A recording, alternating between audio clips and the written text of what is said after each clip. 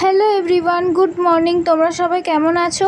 আশা করি তোমরা সবাই ভালো আছো আর আমরাও ভালো আছি। এইদিকে দেখো জলখাবার নিয়ে বসে গেছি, রুটি আর আলুর তরকারি।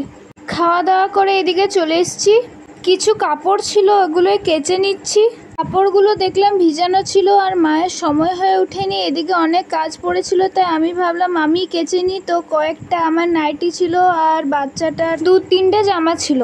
আর এইদিকে এত গরম পড়েছে না, গরমে কিছু কাজ করতেও মন করছে না। তো জামা কাপড় কাচা হয়ে গেছে, কাচার পরে মেলে দিয়েছি। এইদিকে মা আম কেটে দিয়েছিল, তো আম খাচ্ছিলাম। আর এদিকে মেয়েটাকেও একটু দেখিয়ে দিলাম। আমার সোনা খেলা করছিল, তার জন্য। তো এদিকে কিছুদিন আগে অনলাইন থেকে একটা জামা অর্ডার করেছিলাম মেয়ের জন্য, তো আজকে পার্সেল এলো।